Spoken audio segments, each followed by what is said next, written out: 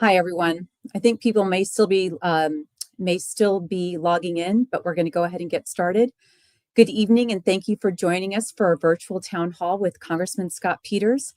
I'm Marianne Pintar, his Chief of Staff, and I'll be moderating tonight's event.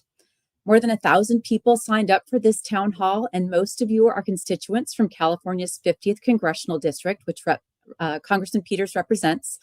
We're giving those who reside in the district priority tonight. So if you submitted an address confirming that you reside within our congressional district, you received a link that gives you access to the chat function. To ask a question, please use the chat at the right of your screen, and I'm going to do my best to get to all the subject areas that show up there. We won't get to every question, but I'll try to get to all the subjects. At the start of your question, please give us your first name and the part of San Diego you're from. So for example, Marianne in University City, and then type your question. Please note that anything that is posted in the chat will be visible to everyone with your name attached, and this session is being recorded. I'm now going to turn the event over to Congressman Peters. Thank you, everyone. Thanks, Marianne, very much for the introduction. I'm Congressman Scott Peters. I'm honored to represent the cities of San Diego, Coronado, Escondido, and San Marcos in the House of Representatives. It's not a responsibility I take lightly, particularly at this time. And we often say that the word representative is both my job title and my job description. So I'm here to represent you. And it's important that I hear directly from you. Over the past several weeks, thousands of constituents have contacted my office. They're concerned about the direction our country is moving in. They're asking two important questions. What is going on in Washington, and what are we going to do about it? As you know, the president has issued a fire hose of executive actions. Some of them are mean-spirited, like taking away the security detail from political opponents. Some are just for show, like I'm not going to waste my time on talking about renaming the Gulf of Mexico. Some of them are almost certainly illegal, like the effort to end birthright citizenship, and the courts will handle those. Then there are also things that President Trump is doing that are extremely dangerous and directly hurt or indirectly hurt Americans. And there's too many for any single member of Congress to handle. So in coordination with all the House Democrats, I'm focusing on a few areas that are particularly harmful to San Diego. Incidentally, I know that not everyone on this call is a Democrat, but let's talk about the issues and hear me out here. I know we got some questions from folks who are supporters of President Trump. We'll get to those as well. I do consistently hear from our researchers, scientists, social service providers, and federal employees about these funding freezes and about how those funding freezes and the wholesale firing of government employees have proven disastrous for research and for our national security. Everyone should want to eliminate waste, fraud, and abuse from our government. But unfortunately, President Trump and Elon Musk are not going about it with a scalpel. They're using a sledgehammer and I think really cutting off our nose to spite our face. For instance, we've had nuclear scientists fired who are in charge of safety, the incoming director of the NIH's Alzheimer's Researchers Program, cybersecurity experts countering China's hacks, disabled veterans working remote jobs, and engineers employed by NAVWAR here in San Diego. I just saw last week at a visit to NAVWAR, they were distressed because it's really hard to get some of those folks who have such expertise in things like cybersecurity and AI to work for the government when they can make so much more in the private sector. They come to the government to serve a patriotic function, and a lot of them have just been let go. And so we've lost that capability, and we've lost a lot of credibility as an employer for those young people who we really need to help us with our national security. I've heard from veterans. I've heard from active duty service members and their families. There's widespread concern over the politicization of the military. In the last month, we've seen several high-ranking officers get fired, including the chair of the Joint Chiefs of Staff, a general in the Air Force who President Trump first appointed head of the Air Force when he was in his first term, the Chief of Naval Operations, the Vice Chief of Staff of the Air Force, and at least 3 of the Department of Defense's top legal advisors. Throughout this country's 250 years of existence, the military has always sworn to protect and defend the Constitution of the United States, not the political interest of a single individual. And we're really concerned that that's the way that we're moving here, both in the military and with law enforcement. President Trump also campaigned on lowering prices. I know people struggle with high prices in San Diego. I'm rooting for him to succeed on that, whether it's for housing or groceries or childcare. And many people voted for President Trump for that sole reason. But I got to tell you, instead of working to lower prices, President Trump is pushing policies. They're going to raise prices for all Americans. In particular, the tariffs on Mexico and Canada are a tax on Americans. These are the countries that are part of the trade deal that President Trump himself negotiated in his first term, the USMCA. And the idea is to facilitate trade among these three countries, so that we can take advantage of the various strengths of each region.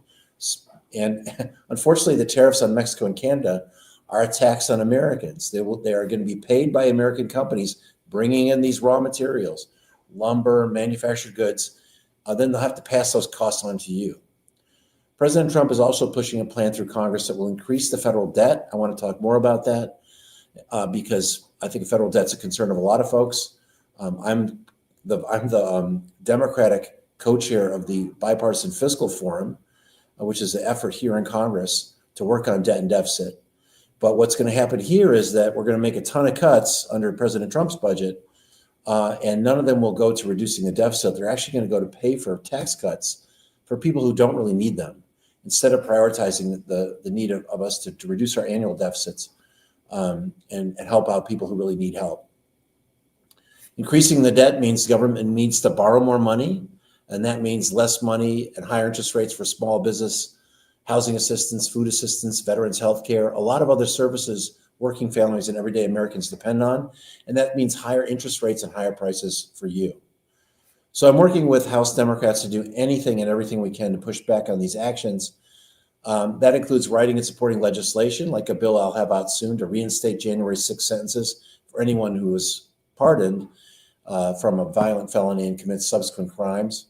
We need to call out the administration's dangerous policies. We need to speak out at events. And then we've got March 14th coming up. Government funding is going to run out on March 14th. And Republicans will either have to figure out how to fund the government on their own, or they'll need to work with Democrats. And here's my view on that. President Trump has taken the view that he can impound money. So in other words, we have a budget. Republicans and Democrats come together every year.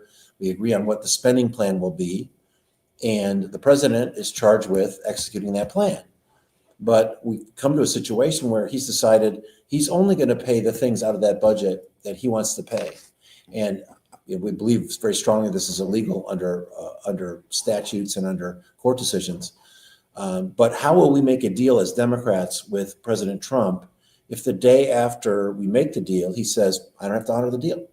I can decide what to pay for. Imagine if the Democrats and Republicans had come to a budget under President Obama, and President Obama says, I don't like this particular weapons program, this fighter jet, I'm not going to fund it. That would be wrong. We think it would be illegal, but that's what we're at. And if we're going to be asked to make a deal under those circumstances on March 14th, I think it's going to be very difficult for us to be able to rely on that. I also want to just say, I'm one of the Democrats most known for working with Republicans. I'm ready to work with them. But what we need Mike Johnson, the Speaker of the House, to stand up for this institution, Congress, as a co-equal branch of government with the power of the purse. The Speaker of the House is not the Speaker of the Republicans, and the Speaker of the House has to stand up for the institutional integrity of this branch, that when we decide on a budget, that's the budget of the United States. That's the power granted to the Congress in the Constitution. We need the Speaker at least to stand up for that so we can have credibility behind any deal we'll do on March 14th.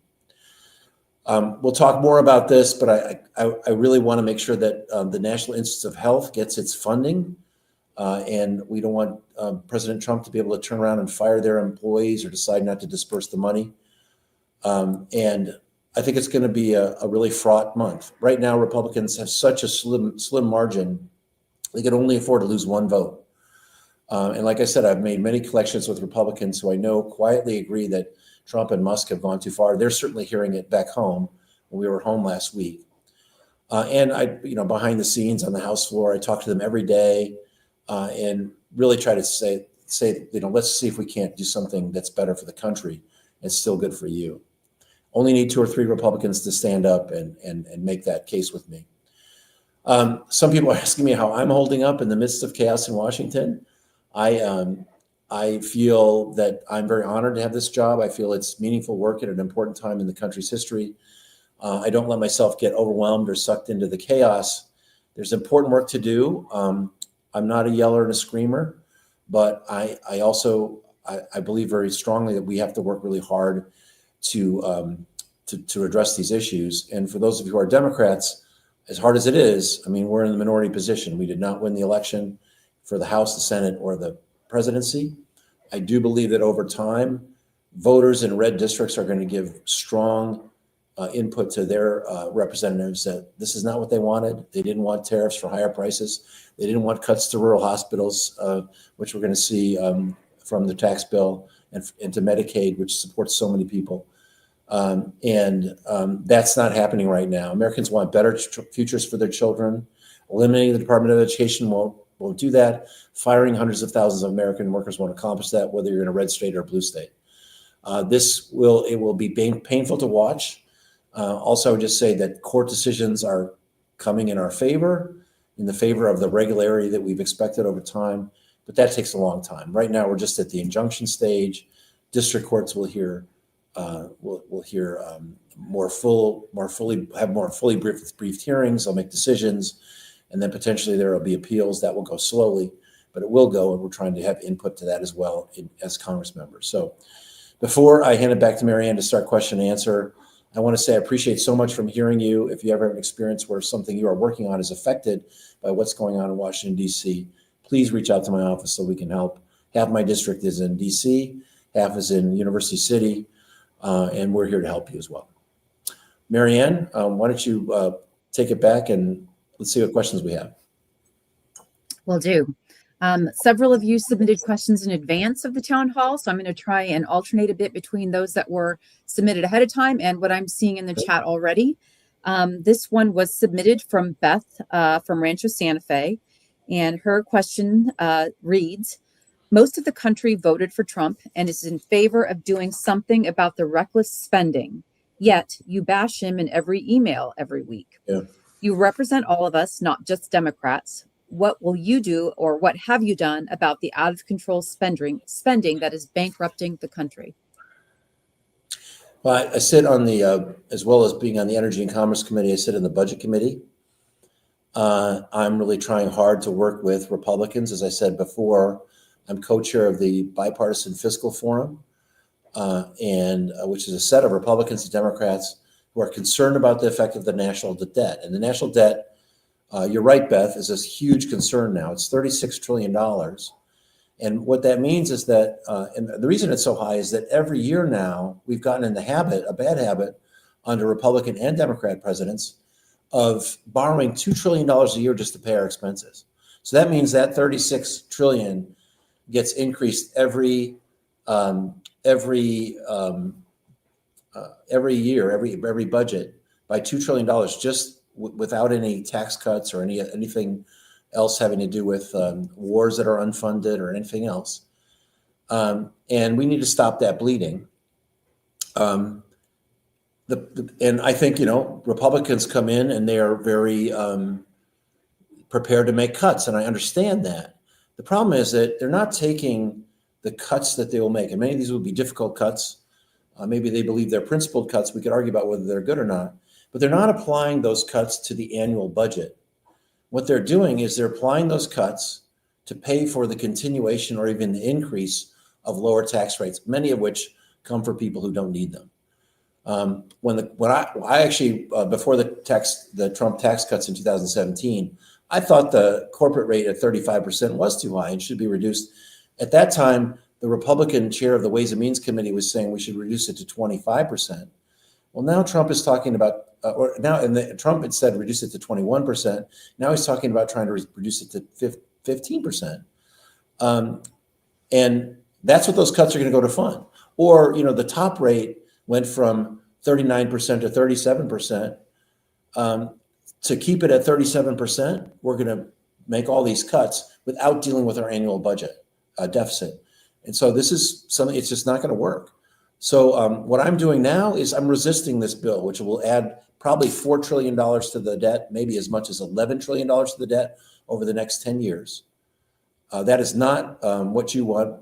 Beth, what you and I want in terms of reducing the deficit. And it's that, I would say the effect of this is really going to come home to roost in two ways. One is the amount of we pay in interest every year on the debt we've accumulated is now more than we pay in Medicaid or national defense. It's now the biggest item in our current budget. And what's going to happen on these tax cuts is this is just a false promise that you're giving tax cuts, because someone's going to have to pay this bill, and it's going to be our kids. So we need to get ahead of it. I've been, I believe, a champion, certainly on this side of the aisle, and I'm willing to walk the walk on it and vote no on this budget. I hope I get more people to do that. Thanks, Scott. This question is sort of in the same vein, so I'm going to let it give it to you as a follow-up. Nancy from Mission Hills is asking, are you ready to block a GOP budget resolution, block raising of the debt ceiling in order to demand some Republican cooperation in stopping Trump?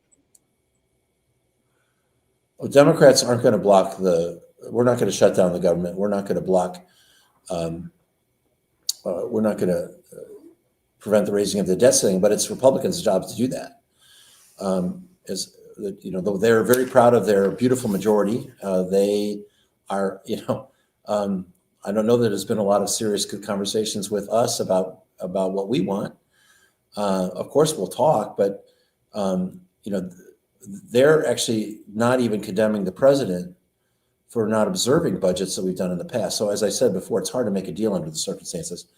I'm rooting for the Republicans to come up with a budget plan that that's paid for by our tax revenue, and I don't think they're off to a very good start. We only have a couple of weeks till March 14th, but it's Republicans' job to solve that. And if they need our help, I certainly would talk to them. Of course, we would. Thank you. I just want to remind folks that are submitting questions in the chat, if you could please put your name and the community that you're from in San Diego, that would be very helpful. Here's a question about Medicaid and your role on the Energy and Commerce Committee, Scott. This is from John. He said, you're on the E&C committee, which has Medicaid in its purview. The committee is tasked under the new budget resolution to find $880 billion in cuts. What are you doing to make sure Medicaid and important programs like IHSS, which provides in-home assistance to the elderly, low-income people with health needs, are not cut to the bone? Well, is it John? Is that what it was? Was that his name, John? Correct, John.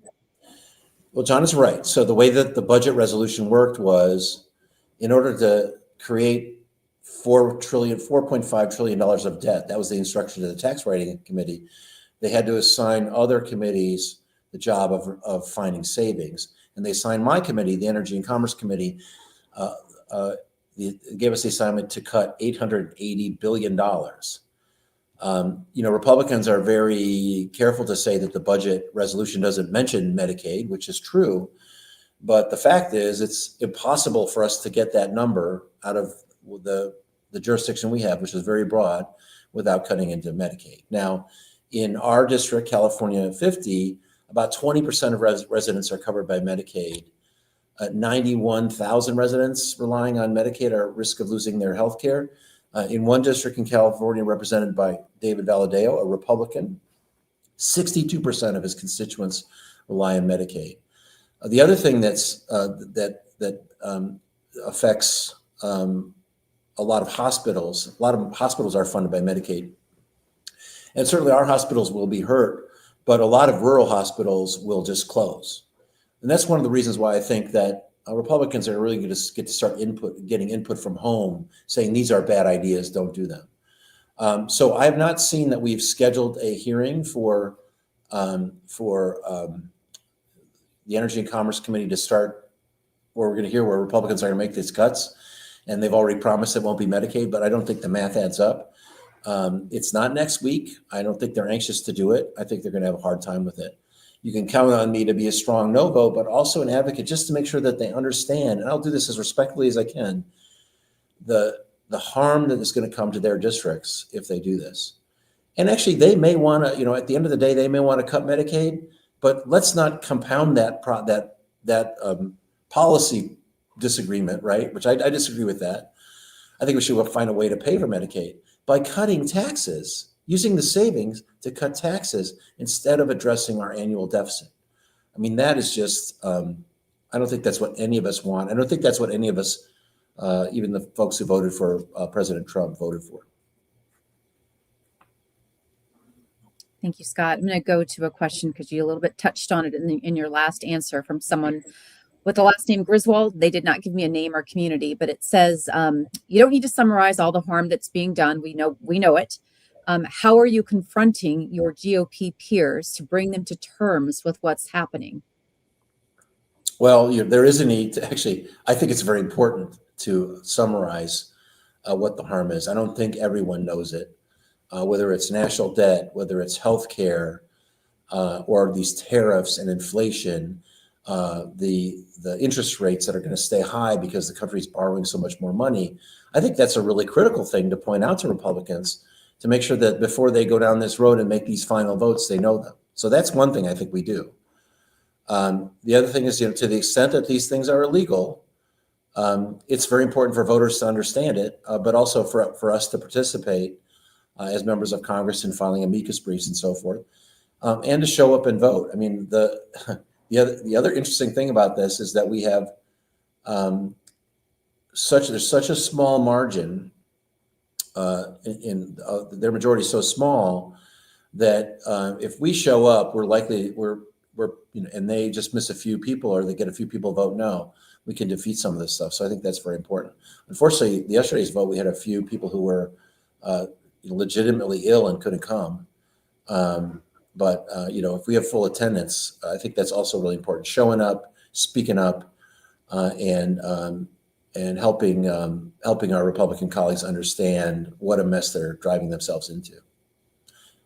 By the way, because they're, just to be frank, this isn't a political call, but they're worried about losing their elections. Most of them are worried that Donald Trump will weigh in, but voters mean a lot more to them than Donald Trump. Even when they start to hear that, when voters start to hear that the Medicaid cuts are leading to closed hospitals, and it's the only hospital in your town for many, many miles, that's not going to be good for people's election prospects, and maybe they'll see the light. Thank you, Scott. I'm going to go to a question from Alan from Rancho Bernardo. He says, the only message from Democrats that I hear is that Trump is bad and isn't it awful? What do you think our message should be, and how could we adopt a more aggressive stance to reach voters that defected to the Trump party? I don't think we should talk. I mean, people voted for Donald Trump. I disagree with that. I didn't vote for Donald Trump. I urge people not to vote for Trump, but he's the president of the United States. We don't have election deniers on our side, right? So I think we should really focus on what he's doing, and make sure that people understand. I think right now, I mean, it's a talking point. It sounds trite that he's making all these cuts to fund tax cuts for billionaires and millionaires, but it's true. I mean, it's the savings that they're getting out of these cuts are going to be applied not to do anything more than pay for the extension of these tax cuts. And some of them are for low-income people. There's a child tax credit in there, but the vast majority of them and the big costs have to do with corporations and with the high-income earners. Frankly, when the economy is this hot, when you got low unemployment, you got high interest rates, that is not the time to stimulate the economy with more deficit spending, with more borrowing. You do that when you're in a crisis, when you're in a depression, recession. That's when it's appropriate. Now, what we're just throwing gasoline on the fire, which is not what we signed up for. And I think people need to know that. So the message is that he's these policies, if they go through, and again, we have choices to make here, tariffs, more government borrowing, and cuts to healthcare are going to increase the cost for Americans, which is exactly what they did not vote for. So I think I would just disagree a little bit with the question that everybody knows it. I don't think they do. I'm not sure a lot of people in this building even know it. And my Republican colleagues need to know. Thank you, Scott. I'm going to go to one of the questions that was sent in advance of tonight's town hall from David in North Park. He says, what can you and what can your office do to help protect the LGBTQ community from being targeted by MAGA? First of all, I'm proud to represent a strong LGBT community.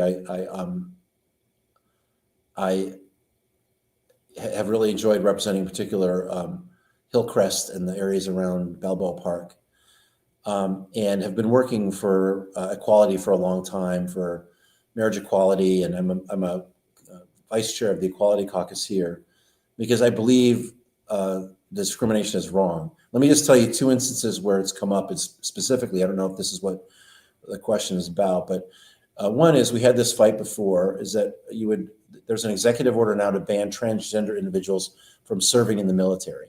Why would you take someone who's willing to serve in our all-volunteer military and turn that person away? The military should be focused on readiness for war, as the new Secretary of Defense says. There's no evidence that President Trump's previous ban had any positive impact on readiness or national security. I think it's ridiculous. I fought it last time. I'll fight it this time. And again, part of it is educating folks about it. The other thing that came up, and I think this is a harder question, is about transgender participation in sports. I do believe we need rules. I think we've heard well, I think we believe in fairness, and we believe in opportunity, right? So I think we believe that we've heard that a lot of folks believe that at some of the competitive levels, whether it's the Olympics or college swimming, that people should not have a biological advantage. I think we understand that. And I think we should make rules that make sense, that are fair. I think that what's getting caught in the spillover is what I see happening with children, where we really want kids to be able to participate in sports. And is it really so hard to find a place for every kid to participate in Little League? I mean, Utah passed a statewide ban on I don't know what wasn't say trans kids, but it was effectively boys playing in girls sports or something like that. It was intended to get at this issue, and the Republican governor vetoed it. He said it was just not compassionate. I think there were 4 kids in the state were affected, but really, I mean, let's separate that from the real competitive situation where we have to ensure fairness, and let's let every kid participate. I mean, we should be welcoming participation and trying to find ways to support our kids. That's where I think it's really hateful. One size fits all. One size fits all. The solution that treats young kids in rec leagues the same as NCAA Division I athletes. I just think that's not right. And by the way, congratulations to Governor Cox in Utah for recognizing that as well. Thank you, Scott. I'm going to a question from Erin. She says she's from San Diego. Doesn't have a community here, but she says she's retired and that many of her prior colleagues who are pediatricians are caring for children at community clinics and nonprofit children's hospitals. And they are fearful of speaking out because speaking out means your clinic may not get funding. How can people like this voice concerns, or how can others voice concerns for these people who are sadly fearing repercussions due to actions of the current president? Well, I'm sorry, Erin, that you feel that way. First of all, you can always tell us your stories, and we can pass them on anonymously. And I think that we're looking for that kind of material just to use as illustrations for people not to do bad policy. We're not saying Republicans are bad people. I'm not even talking about Donald Trump. He's not my favorite guy, but what I want to talk about is his policies. Your stories help us inform the people in this building here in Congress about why they're heading down the wrong policy roads. So telling us that story is useful.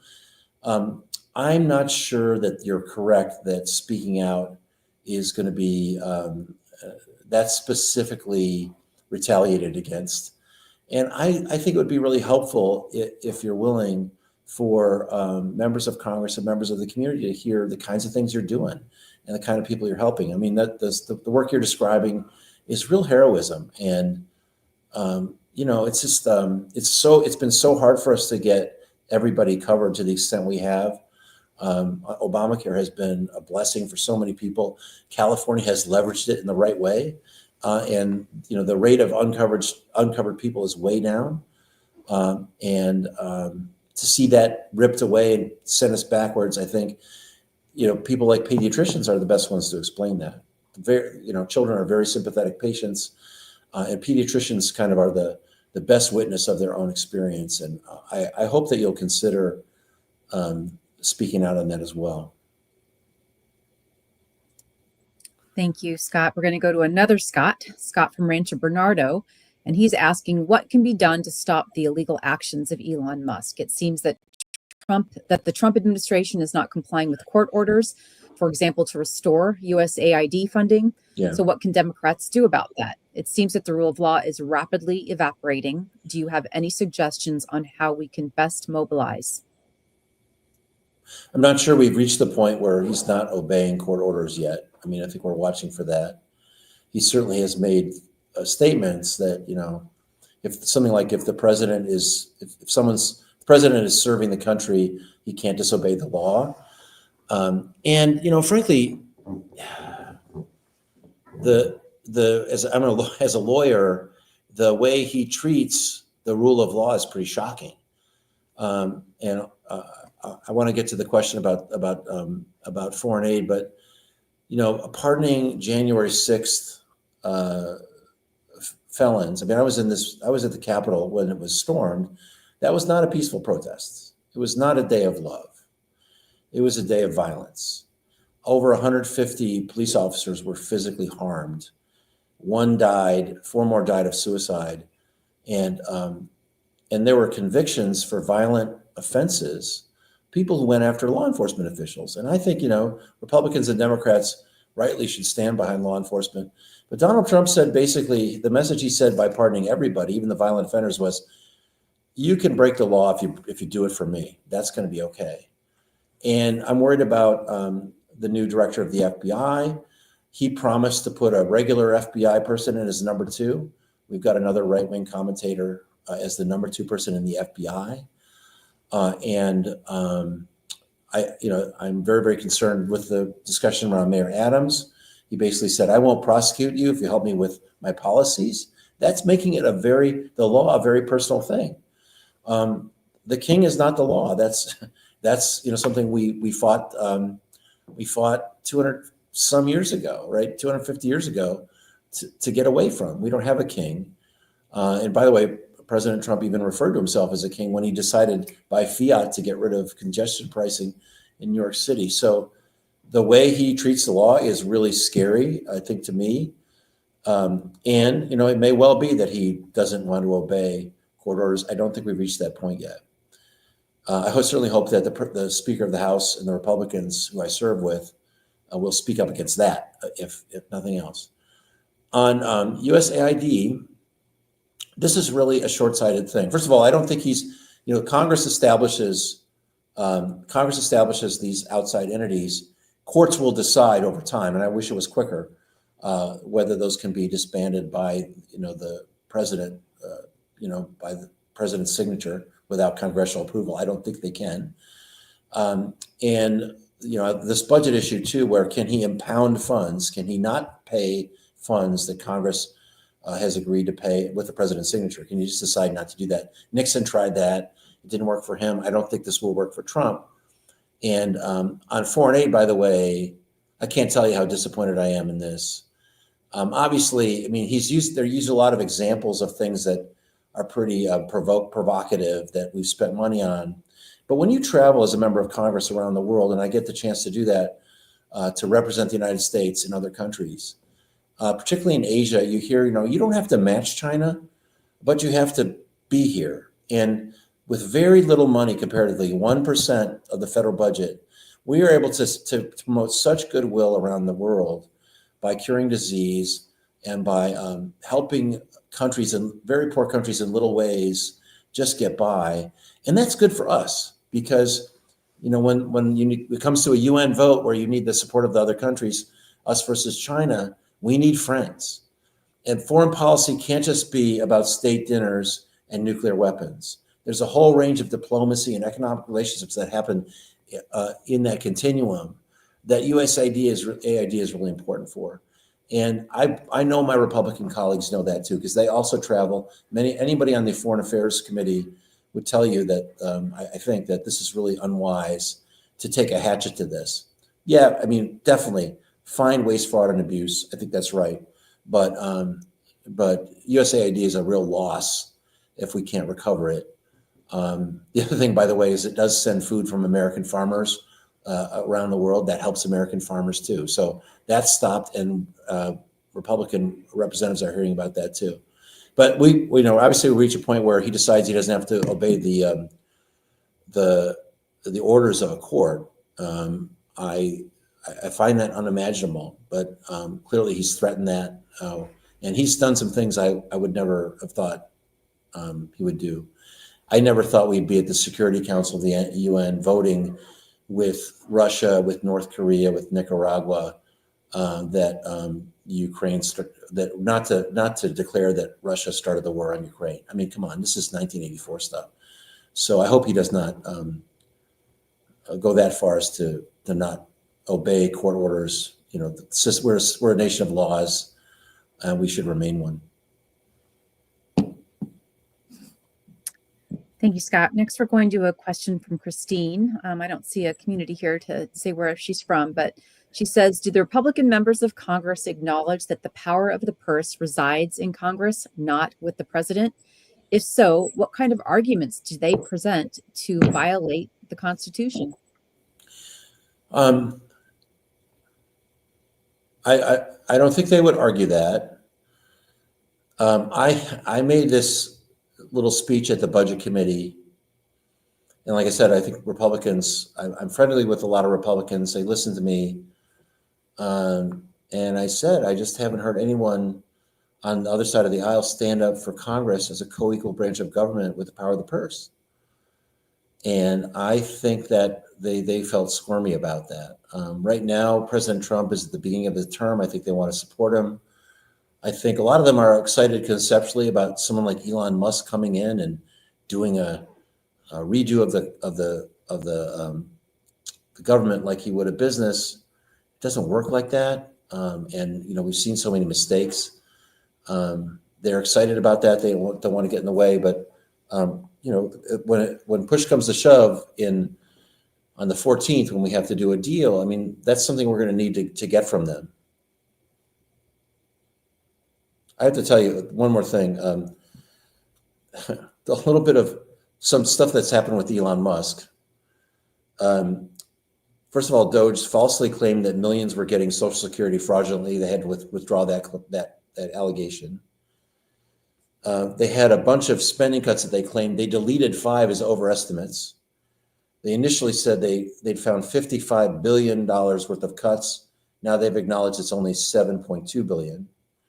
And they were firing people and forced to rehire them who were critical personnel, nuclear safety, FDA, DOD. And then just a couple of days ago, 21 of the Doge people quit because they didn't want to be part of this. I like the idea of cutting waste, fraud, and abuse. I actually like the idea of bringing in expertise with someone in the nature of Elon Musk. He's not my favorite guy, but there's other people out there to help us with our outdated computer systems. That's great. But do it with Congress. And don't do it in this really counterproductive way that's really causing more harm than saving money.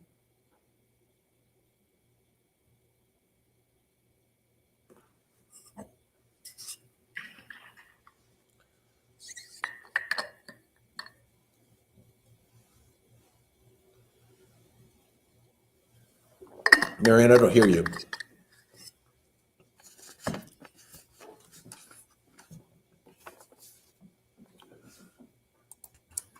Hello, everyone. Marianne is experiencing some technical difficulties. Okay. I'm Paul from the Washington, D.C. team. The next question we're going to go to is Ashley from North Park. Ashley says, are House Republicans planning to do away with the Department of Education? If so, how are you and your fellow Democrats planning to respond? If there is no Department of Education, how will students with disabilities in California be ensured protections and services? The Department of Education, I don't believe, as I said before, that he is allowed to get rid of the Department of Education, which provides a lot of support to folks in many ways, including student aid. I'm a product of student aid. I would not have been able to go to college without, my parents were very middle class. I had three younger sisters. They sent us all to college because we had support from the federal government.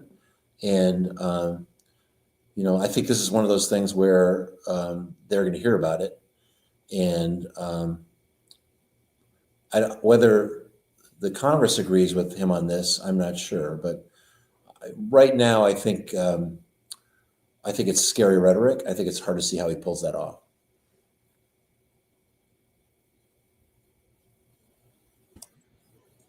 By the way, California received over $1.3 billion last year for kids for children with disabilities.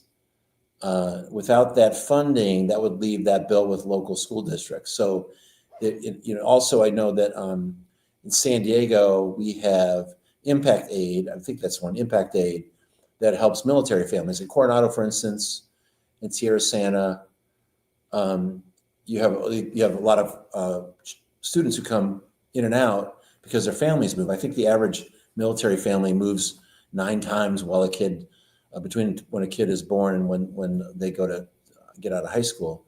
Impact Aid helps kids like those kids in Coronado adjust and supports the school for educating them because it could be disruptive.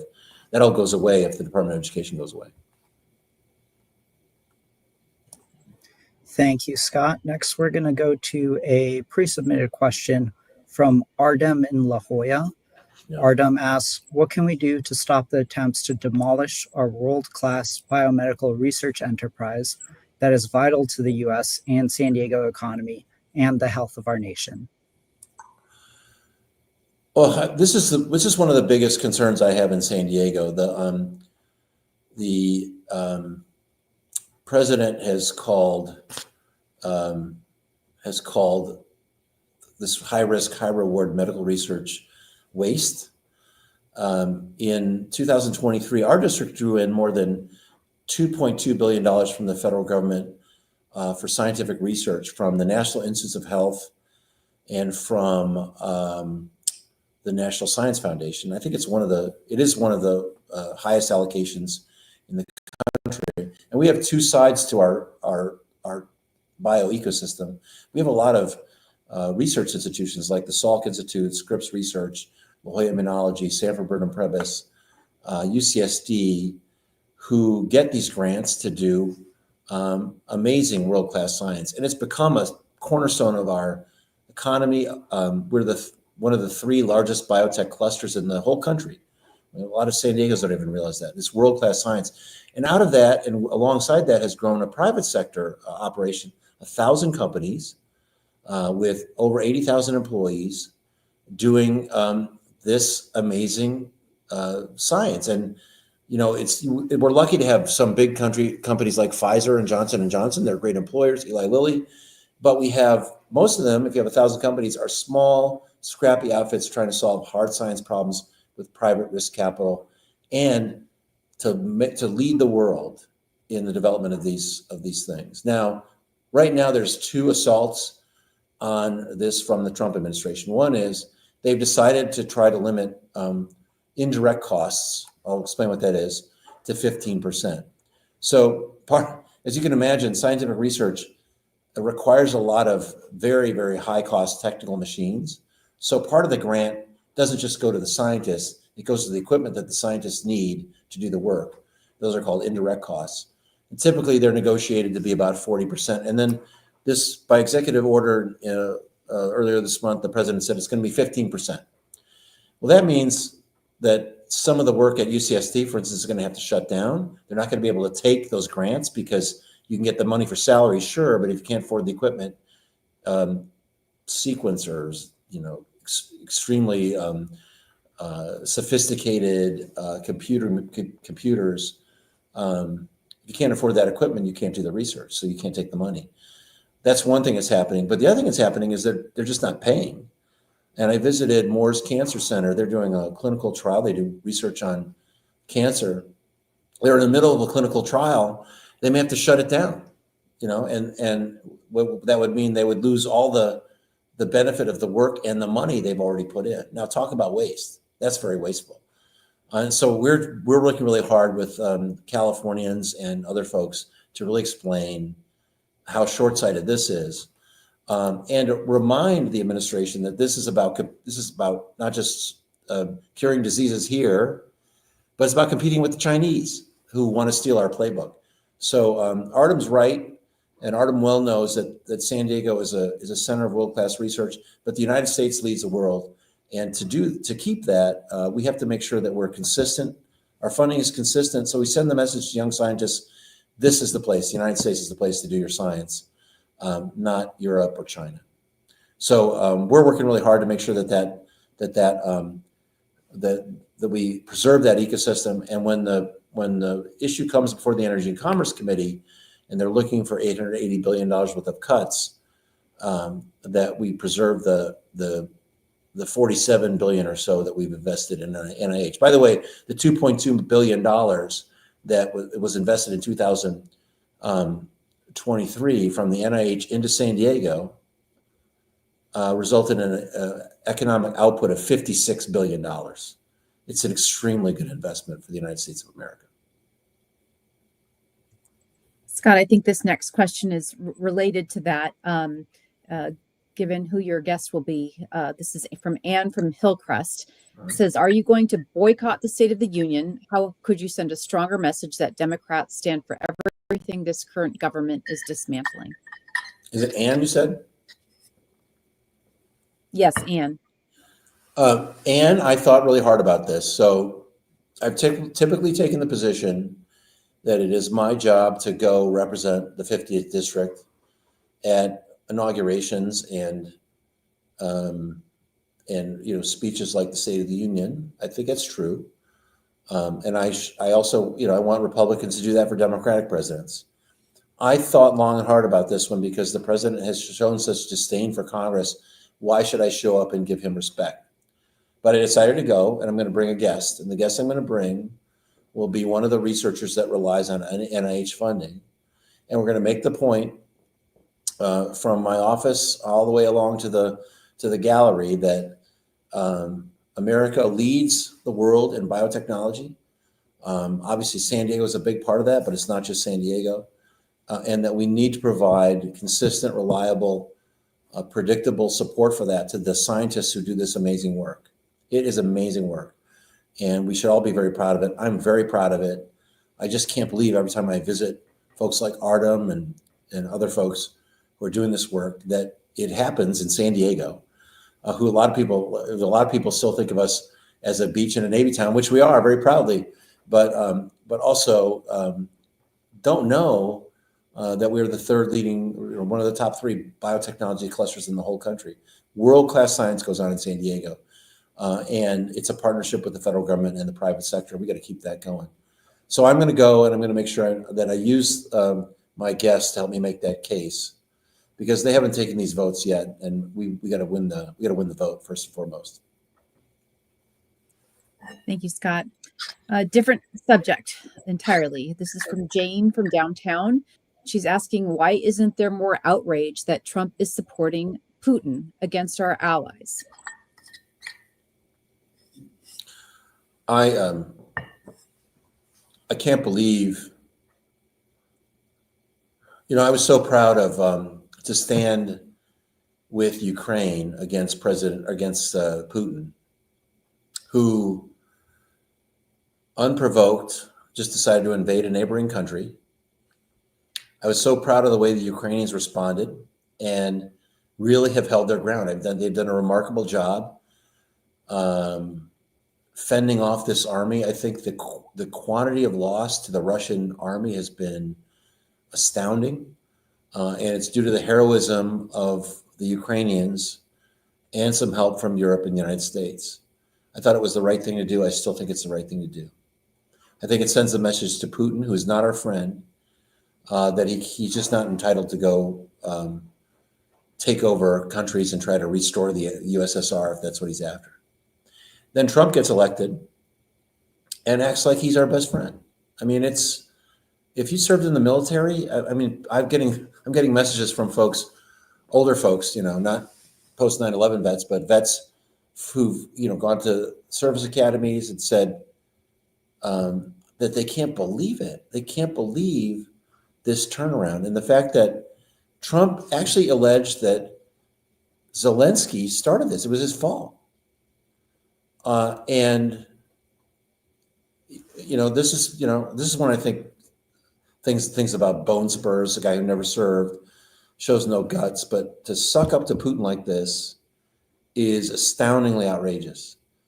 And to go to the UN and actually take that vote alongside North Korea, Venezuela, I can't remember who else, but it was, these are not the people that we want to be friends with, right?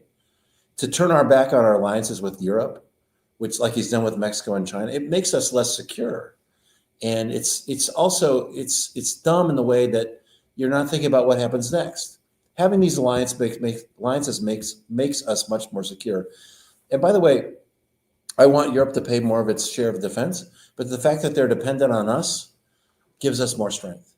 And now we're going to lose that strength and that influence that we've taken for granted because we've turned our back on our allies. We are not as feared an opponent or as trusted an ally as we were before. And then you got guys like Marco Rubio, who's the Secretary of State, who couldn't have been more anti-Putin when he was in the Senate, and now is silent and subjugated and has no influence at all. It's a tragedy for our country. I just wonder how I feel bad about how Europe thinks of us, but mostly I'm worried about how we've taken for granted the security that these alliances give us and how we're squandering that. Thank you, Scott. And speaking of alliances, we got some questions prior to tonight's town hall about our Afghan allies and how they are being unfairly treated by this administration, given their service to us in that war. Is there something you'd like to say about that tonight? Thanks, Marianne. Here's another example. I have a friend, Sean Van Diver, who's a constituent, who's a post 9/11 vet. He was in the Navy. And one of his translators, first of all, I have to say, I was not, the way we got out of Afghanistan was not ideal. I know President Trump negotiated an exit. It was not executed well. And we left a lot of people there. We left Americans there, but we also left allies there. You think about these people, Afghanis, who stood side by side with the Marines and the soldiers, translated for them, helped them find the bad guys, helped them do the good deeds, put their own lives at risk, with the promise that we would take care of them after the war. And we've left a lot of them behind, and they're at risk of being harmed or killed by the Taliban now. And we're trying to pass something called the Afghan Adjustment Act that would provide, by the way, extra vetting for these people to come in, but would get them out of the country and to safe places and ultimately, ideally, to the United States. Many of them gotten here. They've started small businesses.